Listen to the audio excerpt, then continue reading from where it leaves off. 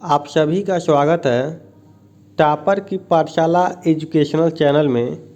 जितने भी लोग नए चैनल को सब्सक्राइब कर लेंगे, आज हम बात करने वाले हैं UP triple S C PET exam 2022 जो कि अक्टूबर के महीने में होना प्रस्तावित है और इसका प्रस्तावित डेट भी आ चुका है। पीईटी एग्ज़ाम में आने वाले संविधान विषय से हम आज उसी श्रृंखला में प्रैक्टिस सेट नंबर 5 का जो श्रृंखला है उसको हम हल करने वाले हैं। इनमें के जितने भी प्रश्न हैं वह सभी प्रकार के एग्ज़ाम में आने के बेहद ही संभावना रखते हैं। वर्तमान समय में जो ग्रुप डी का एग्ज़ाम हो रहा है उसमें और सभी प्रकार के वनडे एग्ज़ाम में इनमें से प्रश्न देखने को मिल रहे हैं। देखते हैं अपने प्रश्नों की श्रृंखला को कि हमारे संविधान में वो कौन कौन से महत्वपूर्ण प्रश्न हैं जो कि एग्जाम की दृष्टि से बेहद ही महत्वपूर्ण होने वाले हैं। पहला प्रश्न है हमारा, पहली बार राष्ट्रपति शासन कब लागू किया गया? पहली बार राष्ट्रपति शासन कब लागू किया गया था? राष्ट्रपति शासन कब लागू होता है? जब हमारे राज्य का जो शासन व्यवस्था होता है वह फेल हो जाता है तो राज्यपाल की सिफारिश पर जो हमारे राष्ट्रपति होते हैं वह राज्य में राष्ट्रपति शासन की घोषणा करते हैं। जिस दिन से राष्ट्रपति के द्वारा राज्य में राष्ट्रपति शासन का घोषणा कर दी जाती है उसी दिन से राज्य का जो शासन व्यवस्था होता है वह राज्यपाल के हाथों में चला जाता है। हमसे पूछा है कि पहली बार राष्ट्रपति शासन कब लागू किया गया था? हमसे पूछा है कि पहली बार राष्ट्रपति शासन कब लागू किया गया? क्या 20 जुलाई 1951 को राष्ट्रपति शासन लागू किया गया था, या 2 जुलाई 1964 को, या 18 मार्च 1955 को, या 20 जुलाई 1959 को? हमारे प्रश्न का उत्तर है 20 जुलाई 1951 ईस्वी को राष्ट्रपति शासन पहली बार लागू किया गया था। पहली बार राष्ट्रपति शासन 20 जुलाई 1951 को लागू किया गया। चलते हैं अपने अगले प्रश्न पे। अगला प्रश्न है हमारा, संविधान की प्रस्तावना में प्रयुक्त शब्द सेक्युलर का अर्थ क्या है? संविधान की प्रस्तावना में जो ये सेक्युलर शब्द है उसका अर्थ क्या है? क्या सभी नागरिकों को धर्म एवं उपासना की स्वतंत्रता देना, या एकेश्वरवाद की स्थापना करना, या बहुदेववाद की स्थापना करना, या सभी धर्मों की अस्वीकृति? संविधान की प्रस्तावना में जो सेक्युलर शब्द है उसका अर्थ सभी नागरिकों को धर्म एवं उपासना की स्वतंत्रता देना है। क्या है? सभी नागरिकों को धर्म एवं उपासना की स्वतंत्रता देना है। चलता है अपने अगले प्रश्न पे। अगला प्रश्न है हमारा, संविधान के किस अनुच्छेद में यह अंकित है कि इंडिया अर्थात भारत राज्यों का एक संघ होगा? भारत एक राज्यों का संघ होगा, ये हमारे संविधान के किस अनुच्छेद में दिया गया है? क्या अनुच्छेद 1 में दिया गया है, या अनुच्छेद 2 में दिया गया है, या अनुच्छेद 3 में दिया गया है, या अनुच्छेद 4 में दिया गया है? तो भारत राज्यों का एक संघ होगा उसको अनुच्छेद 1 में बताया गया है। किस में बताया गया है?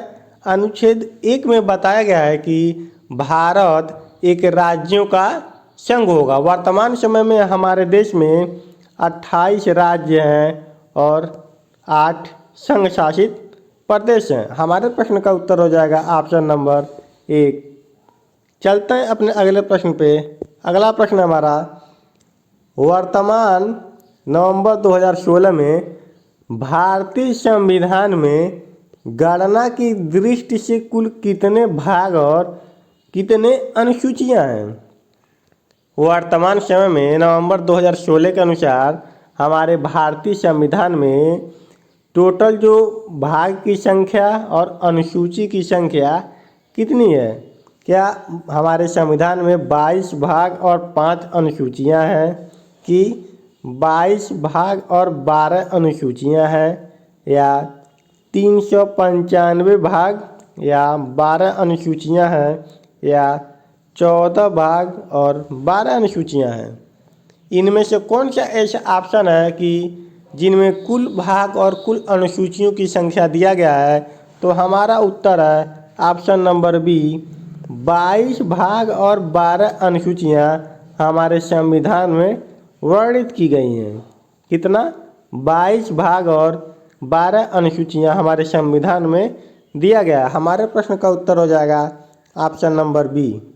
चलते हैं अपने अगले प्रश्न पे। अगला प्रश्न है हमारा, किसी क्षेत्र को अनुसूचित जाति और जनजाति क्षेत्र घोषित करने का अधिकार किसे है? किसी क्षेत्र को अनुसूचित जाति और जनजाति क्षेत्र घोषित करने का अधिकार किसे है? क्या अधिकार प्रधानमंत्री को दिया गया है कि अनुसूचित जाति और जनजाति क्षेत्र घोषित करने का अधिकार राष्ट्रपति को दिया गया है, या लोकसभा सभापति को दिया गया है, या मुख्यमंत्री को दिया गया है? हम ऑप्शन एक और यहाँ पे बढ़ा देते हैं। ऑप्शन नंबर ई है हमारा संसद। क्या है? संसद। अब आपको बताना है कि अनुसूचित जाति और जनजाति क्षेत्र किसके अधिकार से घोषित किया जाता है? क्या संसद के द्वारा, प्रधानमंत्री के द्वारा, राष्ट्रपति के द्वारा, मुख्यमंत्री के द्वारा, या लोकसभा सभापति के द्वारा? तो हमारे प्रश्न का उत्तर हो जाएगा राष्ट्रपति। राष्ट्रपति के द्वारा ही किसी क्षेत्र को हम अनुसूचित जाति क्षेत्र या जनजाति क्षेत्र घोषित करते हैं। ये अधिकार सिर्फ हमारे देश के राष्ट्रपति को है। चलते हैं अपने अगले प्रश्न पे। अगला प्रश्न है हमारा, लोकसभा तथा राज्यसभा की संयुक्त बैठक कब होती है? लोकसभा तथा राज्यसभा की संयुक्त बैठक कब होती है? ऑप्शन है हमारा कभी नहीं, या संसद का सत्र शुरू होने के 10 दिन बाद, या संसद का सत्र शुरू होने पर, या संसद का सत्र खत्म होने पर। लोकसभा का वर्णन हमारे संविधान में अनुच्छेद 79 में किया गया है और राज्यसभा का वर्णन 80 में किया गया है। और हमारे प्रश्न का उत्तर हो जाएगा ऑप्शन नंबर सी, संसद का सत्र शुरू होने पर लोकसभा तथा राज्यसभा का संयुक्त बैठक होता है। हमारे प्रश्न का उत्तर हो जाएगा ऑप्शन नंबर सी, संसद का सत्र शुरू होने पे। चलते हैं अपने अगले प्रश्न पे। अगला प्रश्न है हमारा, वर्तमान नवंबर 2016 में भारतीय संविधान में धाराओं की कुल कितनी संख्या है? वर्तमान में नवंबर 2016 के अनुसार हमारे भारतीय संविधान में धाराओं की कुल संख्या कितनी है? क्या धाराओं की कुल संख्या 356 है, या 395 है, या 404 है, कि 448 है? इस प्रश्न का उत्तर सिर्फ 1% बच्चे ही दे पाएंगे, क्योंकि इनमें एक से अधिक ऑप्शन सही है। और सबसे अधिक सूटेबल ऑप्शन कौन सा है, ये किसी भी बच्चे को पता होगा तो कमेंट बॉक्स में ज़रूर लिखिएगा। इस प्रश्न का उत्तर आपको कमेंट बॉक्स में देना है। यदि आपको वीडियो पसंद आई हो, वीडियो को लाइक कर दीजिए, और आप चैनल पर नए हो तो चैनल को ज़रूर सब्सक्राइब कर लीजिए, और कमेंट बॉक्स में अपना राय ज़रूर लिखिए कि आप आने वाला वीडियो किस टॉपिक पे चाहते हैं।